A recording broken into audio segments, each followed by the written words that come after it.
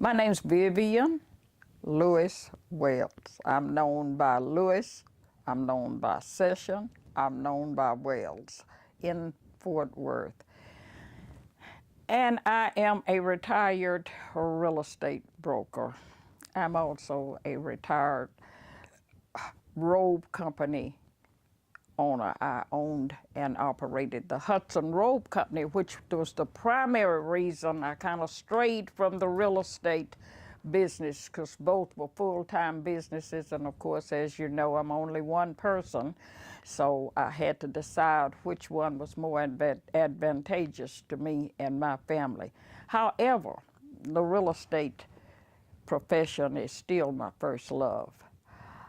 I was introduced to real estate while still a secretary with Judge L. Clifford Davis, and he and Mr. T.M. Shadowin were great friends, and T.M. Shadowin was perhaps the most renowned black real estate broker in this town at that particular time.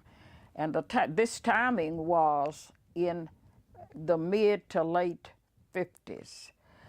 I was a licensed real estate salesman in 1955, and then I became a broker in 1957. I love the real estate industry, and at the time, there was nothing that even compares to the work of the real estate professional today. I mean, nothing. In order to be engaged in real estate sales then, you had to go out and obtain your own listings by knocking on doors and getting introduced yourself to people and listing the property and just hope somebody come by and buy it. This was in the mid to late 50s. Well, the FHA, Federal Housing Administration, had an office downtown Fort Worth, and in that office, they distributed every Tuesday their houses that they had repossessed, and most of them had even been renovated and put back on the market, and they allowed licensed real estate personnel to obtain a lockbox key and show and sell those houses. Well, we were limited. The black brokers, we had tried becoming a part of the Realtors who were already organized up and going in this town, and they refused membership to us. So we were just out there, and we were looking for a way to have better housing, provide better housing for our people. It just so happened that one Tuesday, as I went to pick up our listing of the houses that were available through FHA, there was a new girl at the counter. And of course, she gave me two listings. One was 3 pages and one was 1.5 inches thick. I was very excited about that because I really had, and I was afraid to look suspicious, so I went out of there without even looking at the pages. And as I got back to my car, I discovered that one of them only contained listings in the Stop 6 area, in the Lake Como area, in the near south side, Riverside, and the near north side, as compared to the other houses that were available for sale by FHA that was about 1.5 inches to 2 inch thick listing. I was excited. Man, I was excited. So I got back to the office, the T.M. Shadowin office, where I was then officing at 904 East Rosedale, and I shared with the brokers who were working out of that office. Elta Mae Brown was there at the time. Helen Thompson was there at the time. And of course, Mr. Shadowin himself. So we decided to call the black real estate professionals together and let's see what we could do with it. And we then were convinced that the only way we could get in on this were to organize, come together. One or two could not accomplish this awesome task. So we organized, we contacted personally every person that we knew that was interested in being involved in real estate, a black person in this town. Since we had been refused as members of the Realtors, we were going to form our own, and that's exactly what we did. Mr. T.M. Shadowin became the first president. L.R. Whaley became the vice president. Myself, Vivian Lewis, at that particular time, became the first secretary, and Oralee Thomas became the first assistant secretary, and Helen Hines became the first treasurer. So then we would sit day after day and discuss and try to decide, how do we get this thing off the ground? First thing we did, it was about the time when blacks were not expected to live beyond the Allen Street and Evans Avenue territory. No blacks live beyond that territory. So we decided that this is where we ought to start. We need to get in there and see if we can acquire some of those properties. So a few of us decided that we'd kind of tuck our fears away and get up and list some of those properties. We did that. But then in addition to listing some of those properties, we had already had them listed and had no way of putting them on the market or getting them off the market.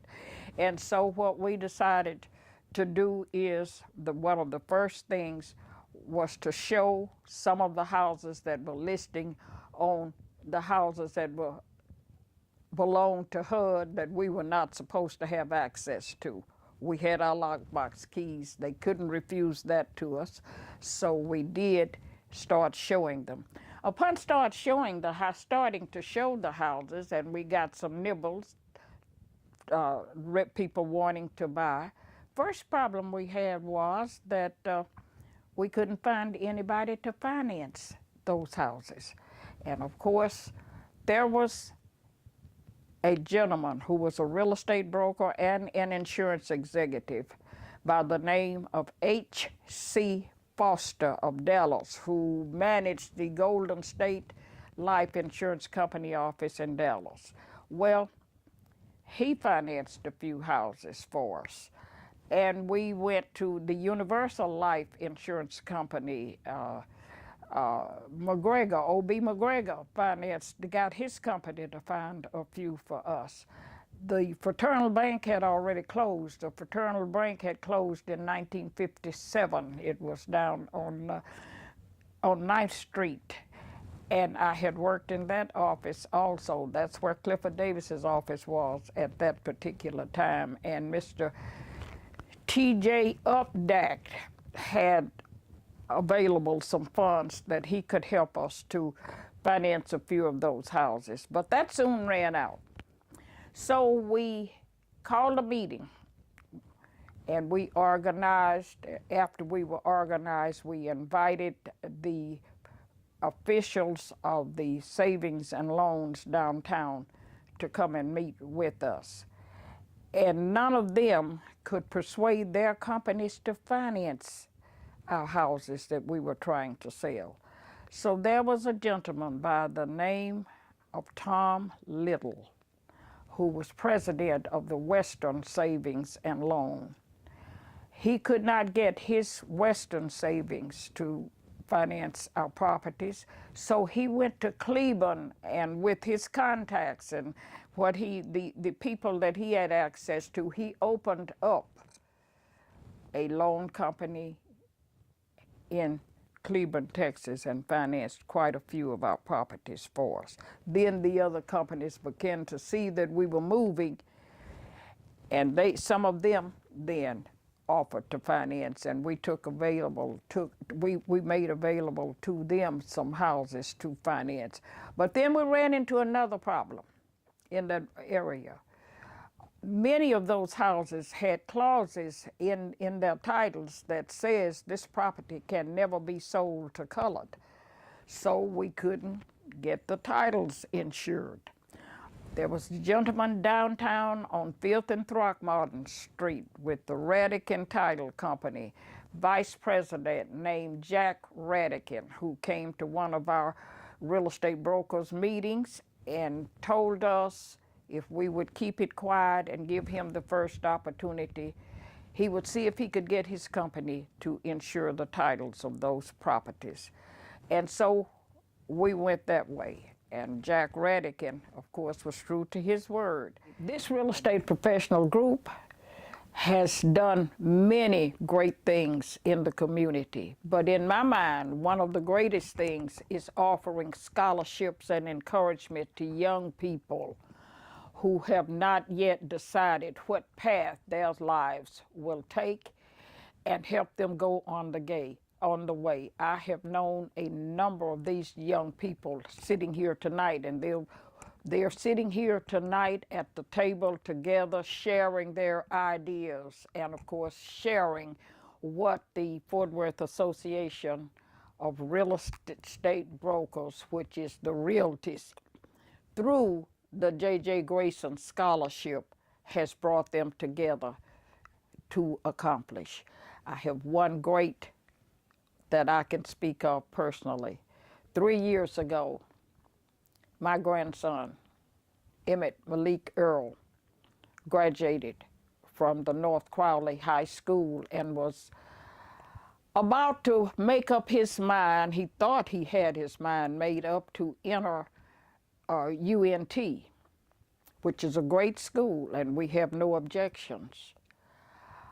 A group of people, including one of the realtors, encouraged him to look at Texas Southern University. Right now, he is a junior at Texas Southern, great accomplishments, and is serving as the Attorney General of the student government at Texas Southern. Has just returned 2 months ago from attending the Congressional Black Caucus in Washington, D.C., who's as a representative of the Texas Southern University. We want all the young people to know you have time. You have something to look forward to. You have much to be thankful for. If you need help, we're here for you. The Realtists are here. Many of us have been exposed to enough to share with you so that you can go forward as one of the greatest real estate professionals that has ever come through this town. Consider this area, and if you need us, call us. My dream is to be free. My dream is to be. My dream is to be. My dream is to be. My dream is to be.